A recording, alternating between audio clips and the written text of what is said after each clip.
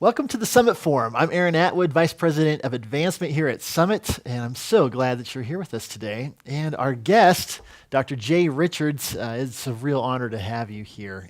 Jay is an assistant research professor in the School of Business and Economics at the Catholic University of America. He's the executive editor of The Stream.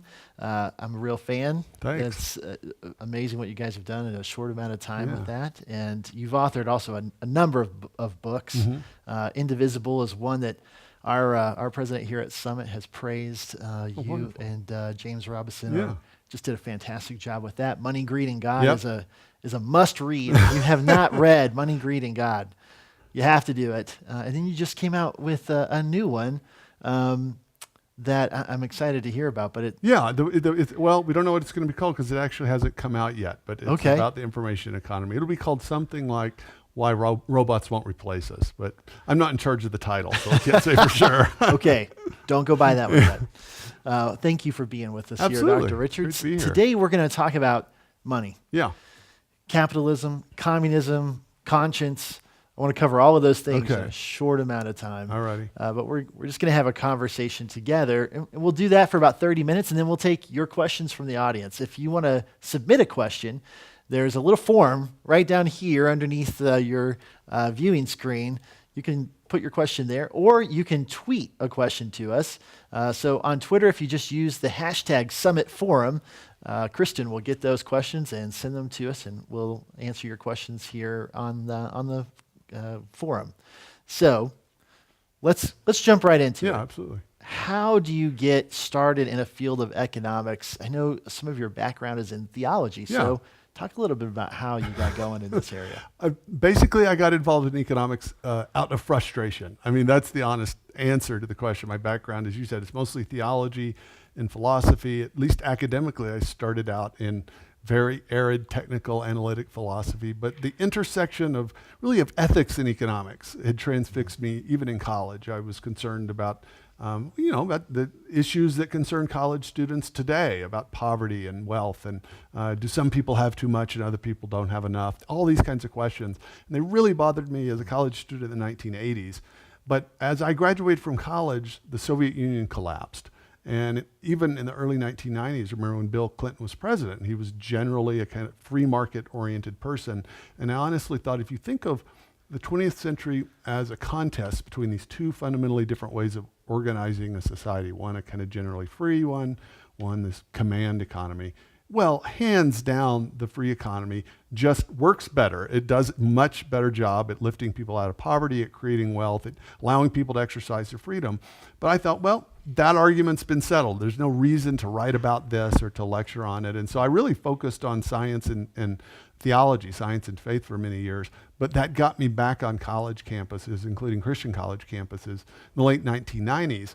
And I realized actually all these kind of silly ideas I had about socialism as a freshman in college were still alive and well in the minds of college students at conservative Christian colleges. And I realized there's just a lot of misconceptions about the nature of the market, about the nature of economics. And for some reason, either not enough people take economic courses or they don't get this kind of basic economic reasoning in those courses. And so I thought, okay, I'm going to figure out a way to explain these things for the ordinary person so that they can get why economic matters and figure out how to think about it. Yeah. Interesting. It does influence every area of our lives. It does. I know it's not something that I sit down at night and think, before I fall asleep, I'm gonna read an economics book. That's actually a really good thing to do right before you go to sleep. It might be. It puts you right to sleep. It could help a lot. So let's jump into some of these topics that revolve around economics. Yeah. And, today I hope that we get sort of three things: a high level understanding of what does the Bible say about money and economics. Does it say anything about it at all? Why does any of that matter to us now? And thirdly, are there some practical things that we can know or that we can apply to our lives Yeah. to really help us navigate, especially current events, because Sure. we hear so many things of that are economic in nature, but maybe take a little bit different angle. So Right. having some economic principles to really help us navigate would be important, I Sure. think, for all of our viewers right now. So let's start with the Bible and Okay. economics. I mean, this is an easy topic, right? Maybe the next, in 10 seconds, Yeah, you can give exactly. us just sort of an idea. What does the Bible say about economics, if anything at all? Yeah. Give us a high level, Exactly. cursory So understanding. you don't want me to start with Genesis 1 and then, okay, let's do it a verse at a time. You No, know, let me, very high level. This is all online. We can go as long as you want. Yeah, exactly. We're not running out of film here or anything.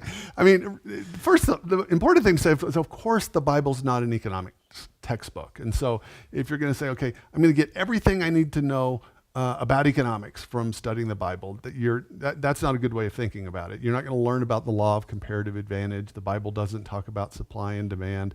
There's a lot of stuff that's been discovered by human beings over the centuries about economics, stuff that wasn't known in the past. At the same time, there are a lot of principles in Scripture. There's sort of, I would say, things that are implied and things that are prohibited in Scripture that give us sort of guidelines to think about economics. And I think really the two most important things is first the reality of private property.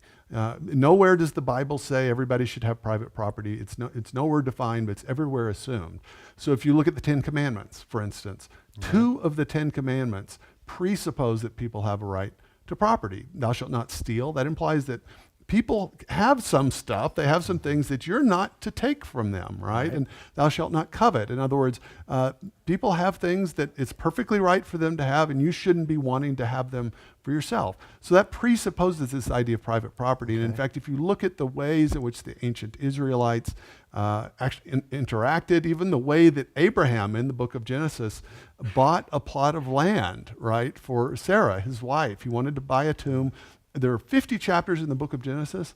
There is an entire chapter dedicated to nothing but Abraham's negotiation with the Hittites over this plot of land for this cave at Mamre. I hadn't thought of that. And if you look at it, you get basically kind of a seminal lesson in what it means to have a title to land. And so it's just sort of everywhere presupposed. And then the other thing is the idea that we're made in the image of God. So if human beings are created in the image of the creative God, presumably, and Adam and Eve are told, be fruitful and multiply and fill the earth. That's the most important economic principle that you can imagine. And so you can say, okay, what kind of economic systems are best for allowing us to be fruitful and to multiply and to produce and to create wealth, and which types of systems aren't? And so that's how I would approach it. But I'd say if you want to think carefully about economics as a Christian, you really have to both understand Scripture and theology, and you also have to understand something about economic reality and the principles that we have learned about economic reality over the last couple thousand years. Okay. Now, coming out of this presidential election, we heard a lot about economics. Yes. And one thing that I heard sort of blossom during this time especially amongst people of faith, Christians, is that, well, Christianity began as kind of a communist socialist experiment in some ways, and they quoted Acts 4. Yes. As, all believers, they were one in heart and mind. No one claimed that any of their possessions was their own, and they shared everything they had. So was the Christian church really a socialist economic system? Yeah, a communist operation right here at the beginning of the church. And you got to look at the details. So anybody that's heard that, I would encourage them read the entire passage. In fact, read that first 4 chapters of Acts because the context is relevant. So a couple of things. First of all, communism involved the abolition of private property, right, in which the state literally confiscates private property. That's how it worked in the Soviet Union. Notice there are no Roman centurions knocking down doors and taking people's private property here. That's the first thing. The second thing is the context. So what was going on here? Remember, Pentecost had happened, so you had Jews from all around the Roman world descended upon Jerusalem. Then the Holy Spirit descends. Thousands of people become Christian in one day. They're away from home. They're away from families. They're away from their jobs.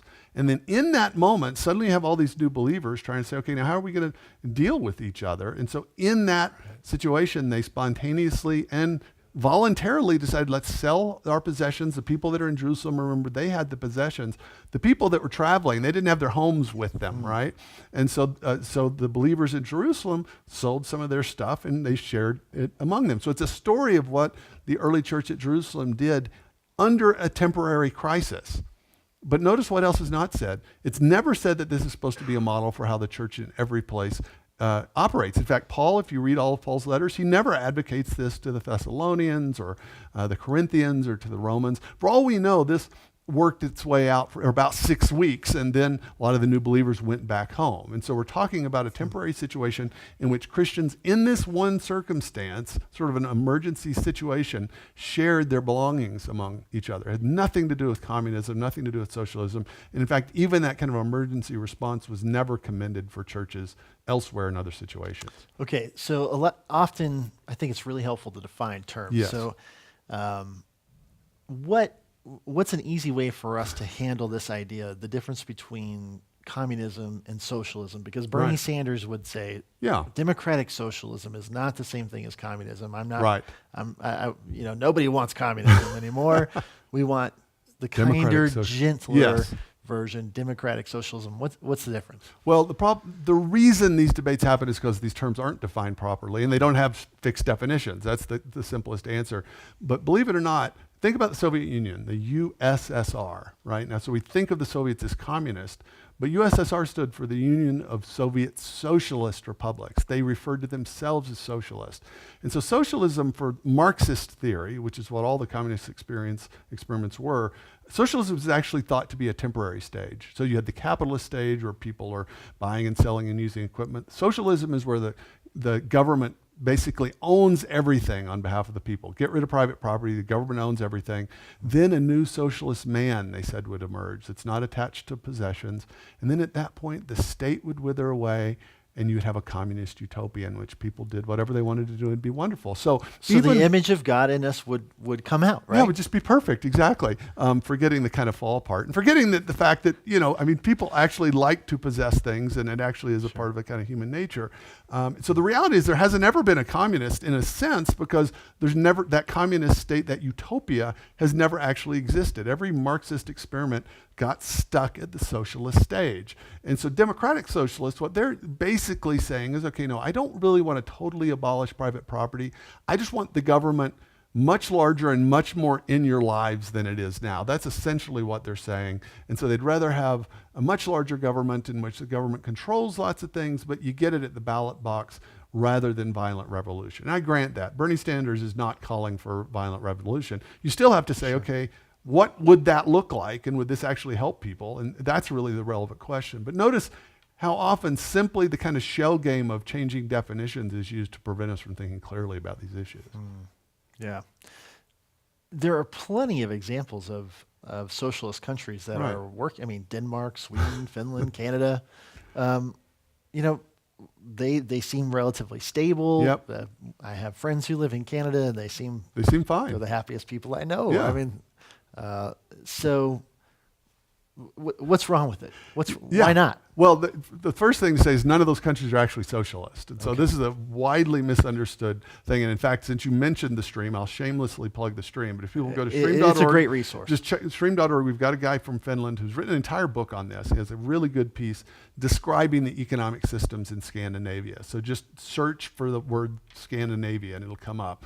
But if you look at the Index of Economic Freedom, you might think of Denmark and Norway as socialist countries. They're actually way up toward the top. So it's Right. much easier to start a business in these countries. There's no minimum wage in Denmark. It's much easier to sort of interact. If you're an entrepreneur, it's actually a pretty good place to be. The taxes tend to be fairly high. But in terms of regulation in business and things like that, it's actually quite free. The other thing is that many of these countries went through a democratic socialist experiment in the 70s, like Sweden. And if you look at what was happening in these countries, it wasn't a great place to live. And so what's happening in most of the Scandinavian countries is that they're moving back toward a much freer system.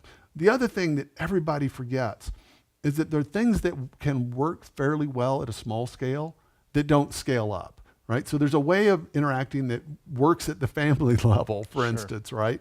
That's not going to scale up to a neighborhood or a city. So it's actually possible that there could be an economic system in a small country of 4 million people all exactly alike, basically, with a particular culture, that isn't going to work for a continent-wide country that's 10 or 100 times that size. And so this is why you'll find things that will work in places like Singapore, a little city-state, or Denmark, which is basically the size of Washington State, that really would not work in a much larger, more complex, more diverse country. And so even if Denmark were more socialist than it actually is, it wouldn't follow that what Denmark does would work if we were to scale it up to the size of the United States. Well, all right. So I'm not trying to rail on socialism. Let's take maybe the opposite side of the coin. Yeah.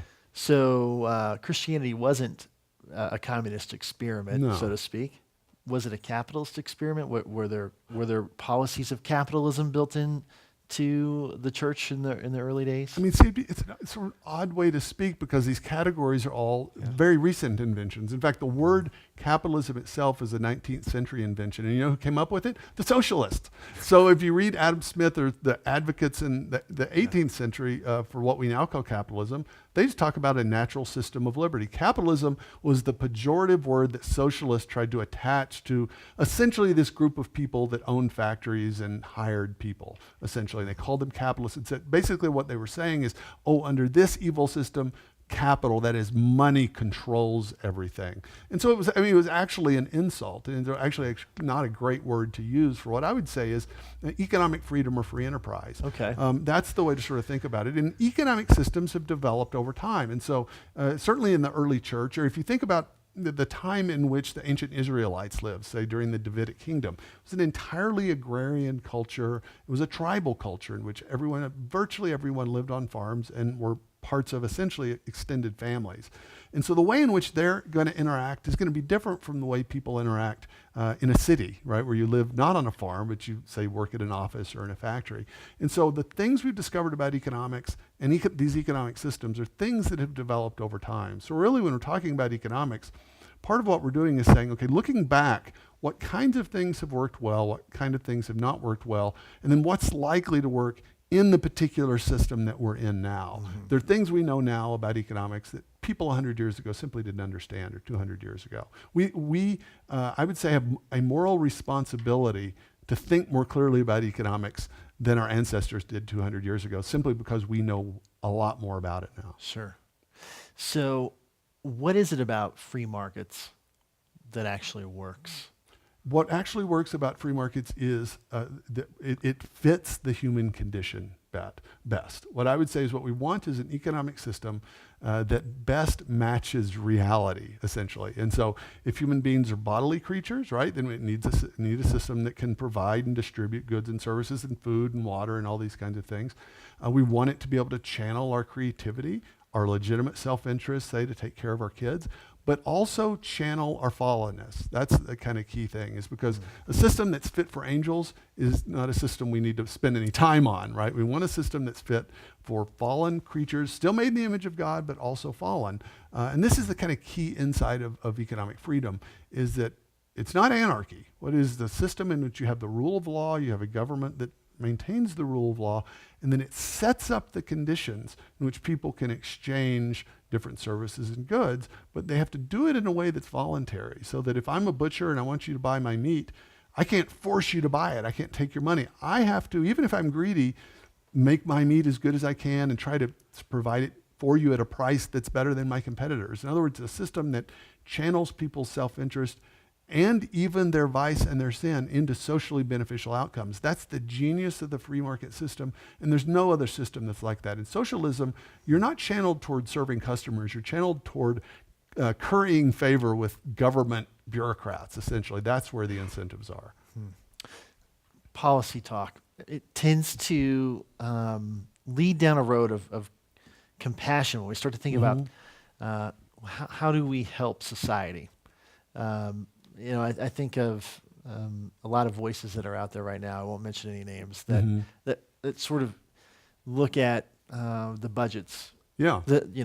A budget is a moral document. Yeah, sure. It's true. That's for true. example, that is true. But everything lends itself to compassion, and so these topics come up like living wages and fair trade, the wage gap, and you write about these things in Money, Greed, and God quite a bit.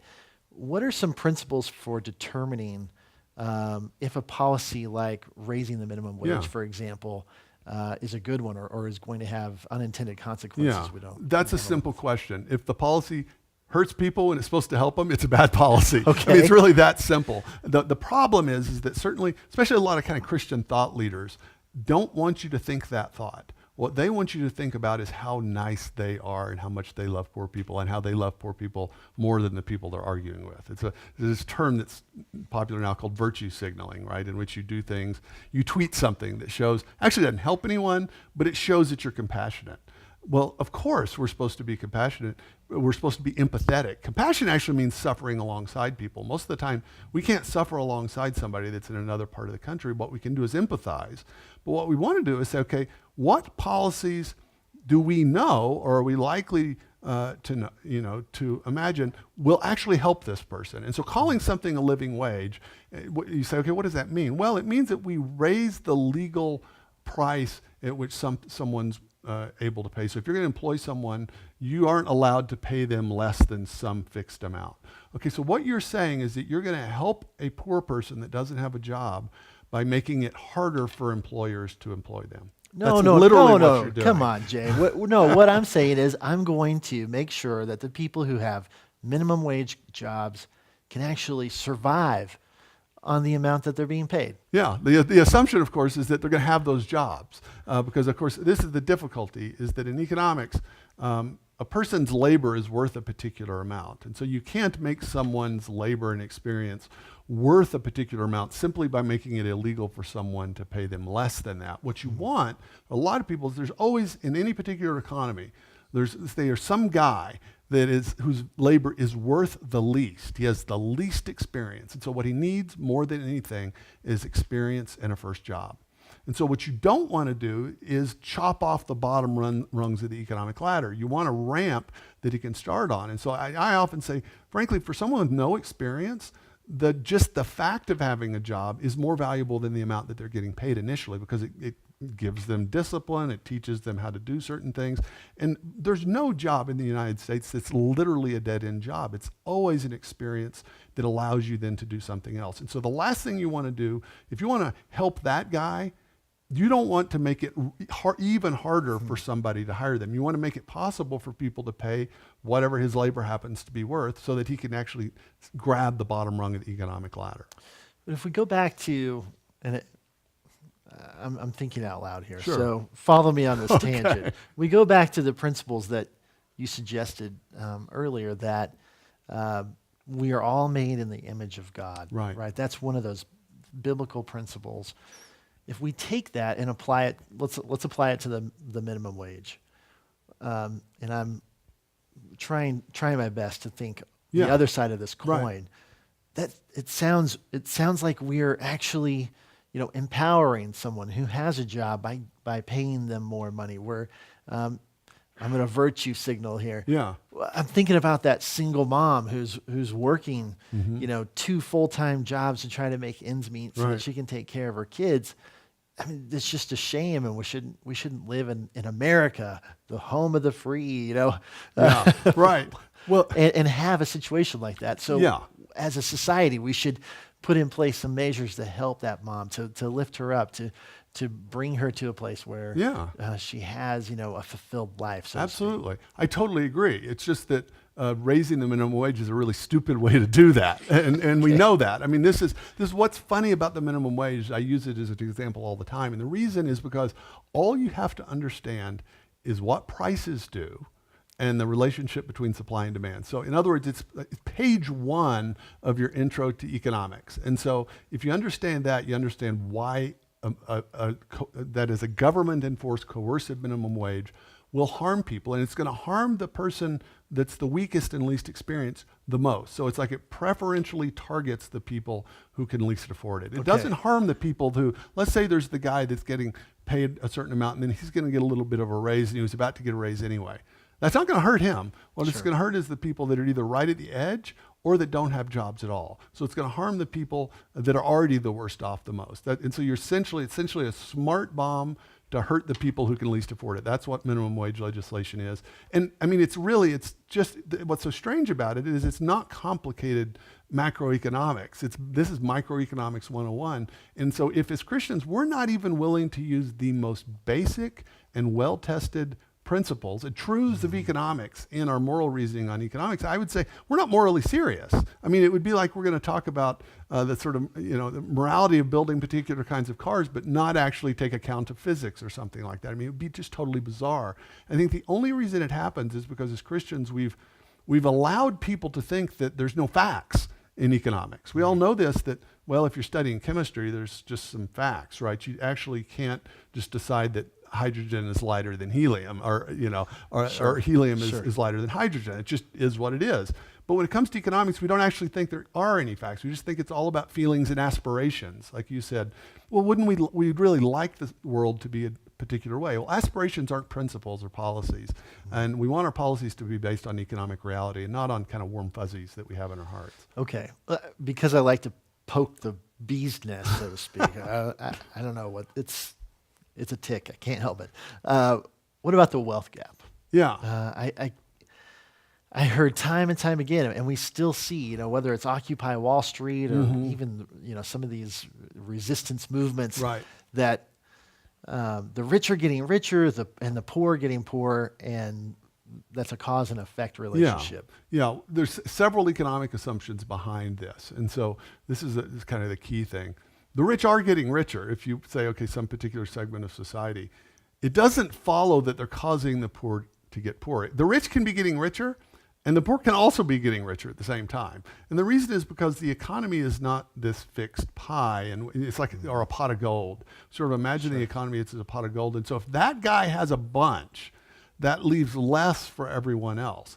We know this isn't true, though. The late Steve Jobs didn't get rich stealing iPods from homeless people, right? That's just not how it works. He participated in a creative process of wealth creation for himself and others, and benefited millions of people as a result. And so if you realize that some ways in which people get wealthy, they get wealthy because they created value. That's not a bad thing if they create value for millions of people. Yeah, there's some forms of inequality in which a person has gotten money by ill-gotten gain. But in that case, the problem is not inequality. The problem is that somebody got wealthy in bad ways. That's the real problem. I really think we do ourselves a disservice by fixating on the amount of wealth between different people. What we want to focus on is how the people at the bottom are doing, and in particular, not how much their income is, because income is at best a rough measure. Right. What you want if to do I make $50 a week versus $100 a week. Depending on where you live, And so if you live in Seattle, for instance,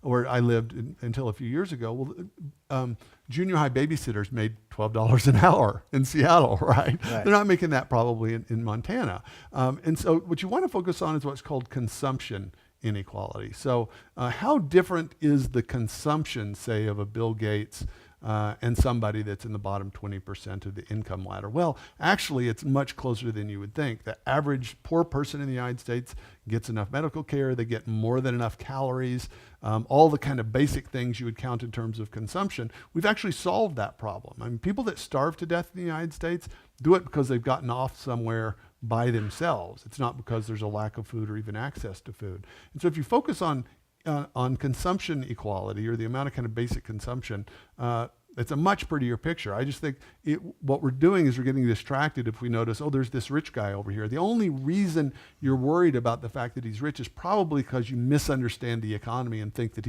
there was wealth out there that he took, instead of the fact that actually there was not wealth out there. Much of the wealth he has is wealth he created. What about, and I'm just on a soundbite sort of roll right now. Because that's usually where we are. Well, and I think it's helpful. I mean, it's helpful for a guy like me. I was an English major, and occasionally I'll turn on CNN because I want to hear, what's the rest of the world? What are the rest of the world saying? So that person at the top, the late Steve Jobs, he's not paying his fair share. In fact, he's moving his company to another country where where he can pay less of his fair share. I mean, isn't that a crime against all of our communities? I'd want to know what's the fair share exactly. I mean, because of course we have a highly progressive income tax, and so anyone that's in a very high income tax bracket, his actual income is going to be taxed at a much, much higher rate than everyone else. In fact, if you just go online and Google income tax distribution, the vast majority of income taxes are paid by that top 1%. I mean, just absolute overwhelming majority of income tax is paid by precisely those people. You hear these kinds of strange things, but even the language of fair share implies, again, what I call a zero-sum game. That is this finite pie, right? And so if you're talking about a pie and somebody eats half of it, right, and there's 8 other house guests, yeah, they would have eaten more than their fair share of the pie. But that's not how the economy is. The economy is a dynamic thing. If you want to think about it as an organism with lots of different inputs that can go in lots of different ways. And if you look at it over the long term, it grows. People actually do better. There are more jobs and they're higher paying jobs. And that doesn't mean everybody is equally well off, and it doesn't mean that all the policies we have are as good as they could be. But it's really important to kind of look at these things in a kind of a longer term fashion so you see what actually is happening. One popular myth that you almost mentioned, and I'll mention, is this idea that the median income has gone down since the 1970s. Now what you're picturing there is that people in the middle, their incomes, right, have gone down since the 1970s. But what these descriptions are is they're descriptions of the distribution of incomes at a moment in time. They're not actual people. What actual people do is we go in and out of different income tax brackets all throughout our lives. Most people are first children, dependents, and they're college students. Then they're just out of school and they're dirt poor, and then they work their way up. In fact, about 70% of the population at some time in their lives ends up in about that top third of income earners. And so what you're seeing, in comparison between the distribution in the 70s and now, is just a change in the distribution. And what's funny is that 2/3 of the change of the distribution is because the median has switched to higher income levels rather than lower income levels. And the vast majority of the ones that are in the lower income levels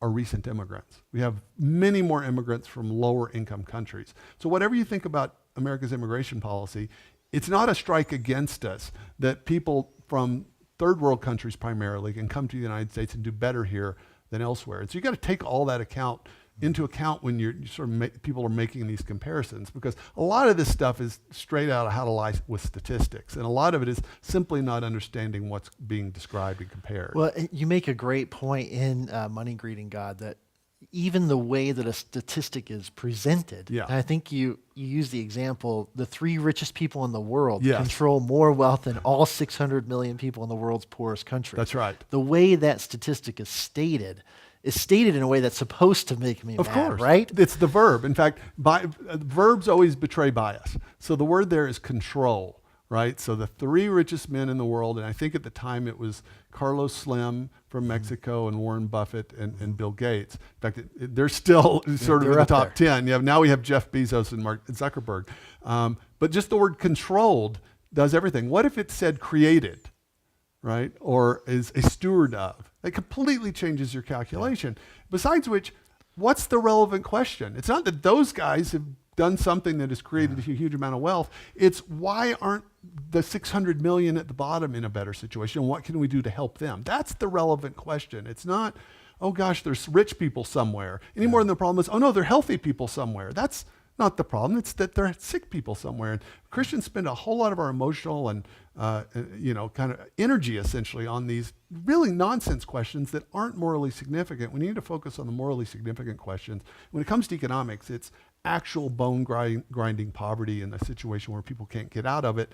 What causes that, and how can we fix it? Those are the relevant questions. Well, that's a great segue then. What can Christians really do economically to raise the level of the poor in their community, to be image bearers of God where they are? Well, when it comes to private charitable actions, I'll make a distinction between sort of emergency help and then long-term policies that help people. And so what you do when somebody's dying of thirst is you give them water right then, right? But giving somebody water every day is not a long-term solution to water distribution problems. And so when it comes to emergency help, very often the most local help is the most effective, simply because people's problems are particular, right? And so just like I know what my daughter's like, I know what their allergies are, the people in your community, you know more about them than anyone does in Washington, D.C. And so from a distance, if the UN or Washington, D.C. is having to help them, they have to treat them as generic human beings, not because they're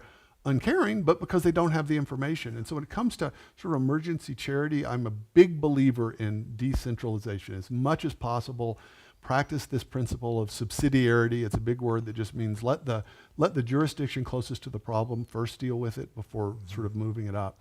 And then you say, okay, and what are the policies at a kind of countrywide level that are best at allowing people to work their way out of poverty? That's the question. Not how do we make poor people rich? How do we set up conditions so that people themselves are able to flourish economically by their own power? And we actually know the answer to that question. It's just that, unfortunately, at least in the last 40 years in the United States, the cultural institutions that have made the most difference are unfortunately under attack, and in particular the family. I mean, a lot of people don't realize the family is a very important economic subject. It's the most important economic subject. Been two important books on this in recent years, one by Robert Putnam, who is very much a progressive at Harvard, another by Charles Murray at the American Enterprise Institute, who's a libertarian. But they both look at the data, and what they notice is that upper income people, so people in the upper income brackets, are still generally getting married and staying married, having children within wedlock, and going to church or synagogue. So they're doing these things, these kind of cultural patterns that tend to lead to economic prosperity.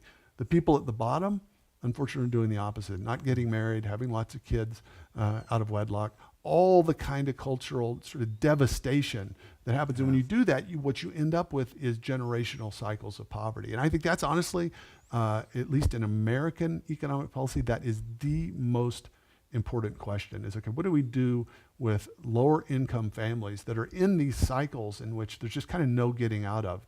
The opiate addiction is a part of that. And so unfortunately, in many of these cases, government policy more than anything kind of pays people to stay poor rather than actually helping them get a leg up. And it's a difficult question because in part it means we need policies and we need cultural institutions that encourage marriage, encourage long-term marriage patterns.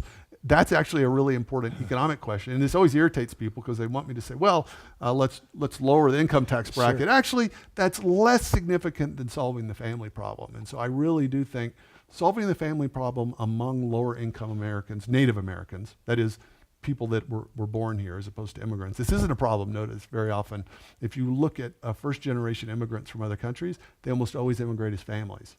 And so Vietnamese families, for instance, in my neck of the woods in Northern Virginia, all very strong family culture, right? It's usually Americans that have been here for generations that are in these cycles of divorce and illegitimacy and poverty and drug addiction. That's kind of the main thing we have to fix. And there's no easy answers to that.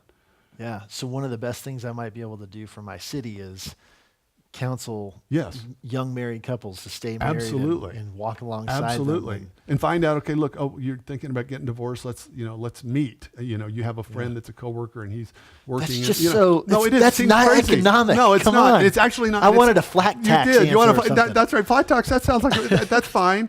That's fine. But it's actually not going to solve. If we're worried about the lower income people and the poor, especially people that have been here for generations, it ain't going to happen without solving the family problem. It's just not. And no politician at the national level is going to be able to solve that. Now, there are policies we can do at the national level that will increase economic growth. I think some of the things President Trump is doing can potentially do that. But that's a kind of different question. It's sort of tweaking around the edges. It's not going to solve this cultural problem that it's sort of life at the bottom. I want to take some questions from the audience. Oh, sure. You've sparked quite a bit of interest here, Jay. Well, you poked the hornet's nest several times. So, Tom asks, have you ever read any material by Gary North? What are your thoughts on his writing? I have. What's the best theological book on what the Bible has to teach about economics? I have read North, and so I agree with him on some things. I think he's a little radical on other things. I wouldn't say there's any one best book. On the question about the Bible and economics is a really tough one.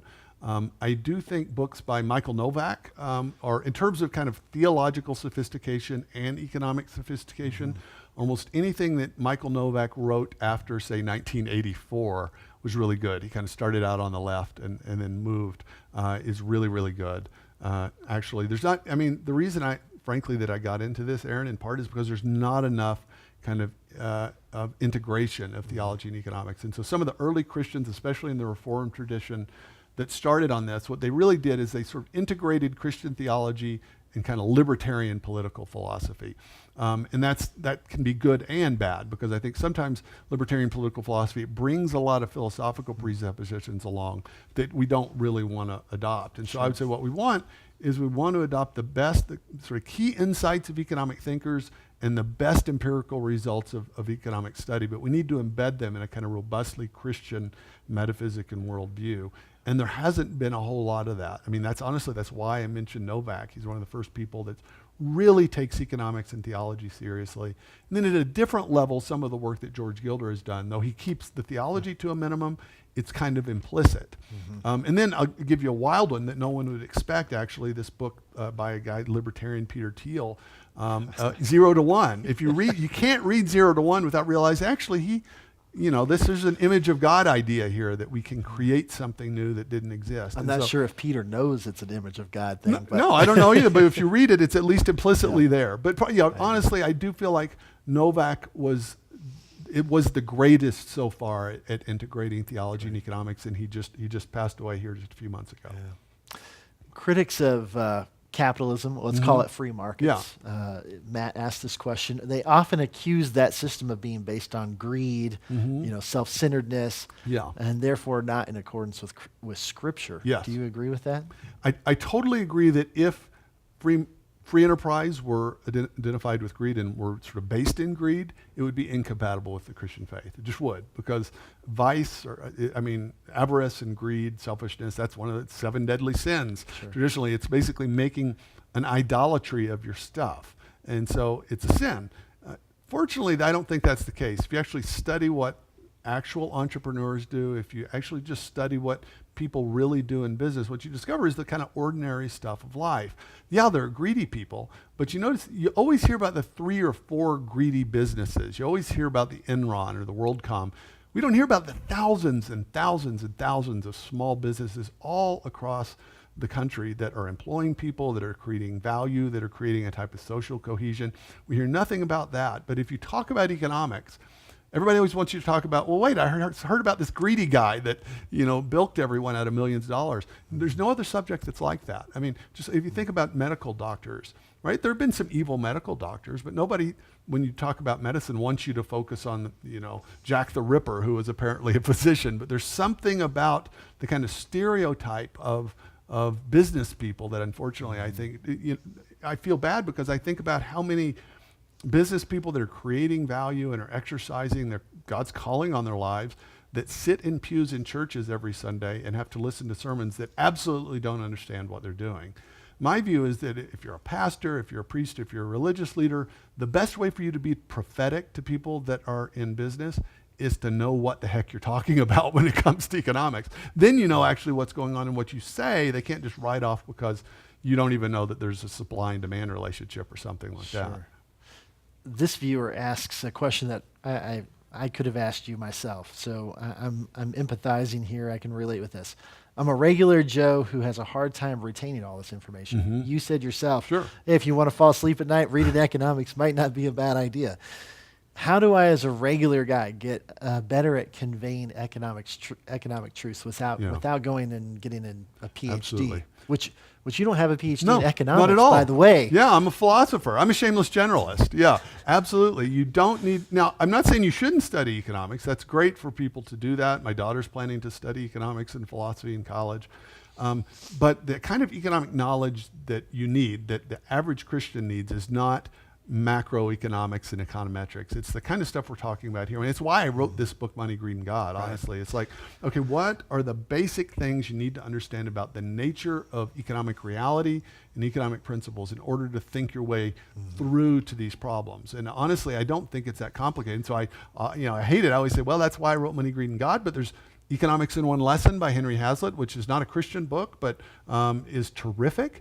And there's a wonderful book called Common Sense Economics by James Gwartney and other authors he's an evangelical professor in Florida. It's Common Sense Economics. Start there, and then You know, none of those books have graphs in them. You don't need to have, as long as you can read English, basically. I mean, those do it. And they give, really basic kind of illustrations and ways to talk about this. Because this is the trick. Most of us, if we sort of feel passionate about this, we feel kind of, might have the right views intuitively. We don't know how to explain it or to explain it in a kind of an articulate way. I understand that worry. But I do think that just some of these resources are actually really, really good. And then have a look at Prager University. There's an amazing number of videos, and a lot of the stuff that Summit is doing that's talking about these things. Because, the reality is people shouldn't, especially Christians, shouldn't feel bad if they have a hard time talking about this, because there's not been a lot on this issue. I mean, we've been talking about science and philosophical arguments for the existence of God for some decades. We've not been at this issue about theology and economics very long. And so it makes sense that we're just now kind of figuring out, okay, how do we think and how do we explain this? That's great. Shameless plug for your book. I mean, it's really not shameless because you're not doing it. Just go to summit.org and get Money, Greed, and God, because for a guy like me who's an English major, it helped immensely. And I think those other resources that you mentioned are really great too. But you walk through it in a way that even an English major can understand, and you tell great stories. Honestly. And so I was, I can get through a book like that. So Well, thanks for doing I will that. tell you that my ideal target audience was, I thought, okay, homeschooled mom with a BA in English from a Christian college. That There you was who go. I was thinking. Well, It can read and wants to know and wants Yeah. to, but just simply Right. doesn't have the time to study it. You know. Exactly. Okay, Rob asks, how do you answer those who say that healthcare is a human right? From a Christian perspective, what do you think of our obligations to our neighbors concerning healthcare? Well, I think that we have serious obligations to help our neighbors. There's no question about that.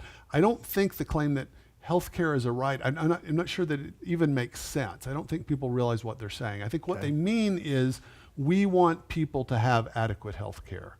And so what it is it's an a great aspirational- soundbite to say Exactly. It sounds nice, but it's like, okay, so is food a right? I mean, what does this mean exactly? So if somebody's in the desert, right, this is the way I would think about it. Rights have to do with things that attach to us intrinsically and that people can't separate from us. So the founders were smart to say life, liberty, and the pursuit of happiness. Life didn't mean that somebody else owes you everything to be able to keep you alive. It means that they can't unjustly take your life from you. But your life is your responsibility, right? If you're supposed to have food, that's actually your responsibility. Now, so with any scarce good, it actually doesn't make any sense to say, vegetables are a human right. I mean, it just simply doesn't make sense. Healthcare, so declaring it, let's say the UN and the Congress and the president all declare healthcare a human right. Healthcare is still a scarce thing, right? It's still a certain amount of healthcare. What you want is to increase the amount of healthcare and its affordability, right? So that it's more available and people get healthcare. Declaring it a right does absolutely nothing except completely confuse people. The other thing is I think there's a kind of an insidious moral assumption there. So if you have the right to have someone provide you with health care, then you have the right to compel a doctor to treat you, right? So you essentially have a right. That's slave labor, right? That's a very strange thing. Now, and so I think it really does, not only does it not make sense, it's basically saying you have the right to the service of another person without having to compensate them, which makes no sense. Now, that doesn't mean that we shouldn't have policies like we do in the United States under emergency circumstances. So if somebody shows up and they're about to die in an emergency room, we don't wait to get their papers worked out, right, before they're treated. Where's your health insurance card? card? I'm sorry, where's your card? You're going to have to go home. We don't do that because we recognize emergency situations for what they are. But it doesn't mean that if you get treated in an emergency room, that therefore you shouldn't have to pay the bill, right? That doesn't follow. And so very often what happens is that this claim that healthcare is a right, it substitutes careful thinking that would allow us to actually maybe implement some policies that could actually make healthcare more affordable and better and more available, which I presume is what we actually want. I think that's great. And your initial question or answer to the question is, what are we really asking for there? I think that's a powerful question to ask in any situation. Absolutely. And you asked that same question about the top 3 richest men in the world, wage. What are you actually worried minimum about? Wage. Yeah, what is it you actually want to do? Because that really is, when it comes to economics, the issue isn't your good intentions or my good intentions. Because I assume generally, I've noticed in this debate, that almost everybody's intentions are good. I've yet to meet a Christian that says, well, I really think the poor should just die. They don't have jobs and they should just die. I've never heard a Christian say that. It would be a very strange thing to say. The disagreement is over what actually helps people. And the only way to answer that question is to understand something about economic reality, about that sphere of God's creation that we call the economy. This is fun. We just have a couple of minutes left, so I'm going to ask 2 more questions Sure. here from our viewers. Chip asks, do you have thoughts on the decline in entrepreneurship, which surprises many Yeah. people to learn that there actually is a There is. decline in entrepreneurship, and decline in risk-taking? I've heard that these Absolutely. days we're starting a third of the new companies that we're starting in the 1980s. That's So right. So new businesses are business on the growth is decline. way down. What's much more IPOs, so public offerings are way down. What's mergers and acquisitions is what's happening. And so if you're a company, Right.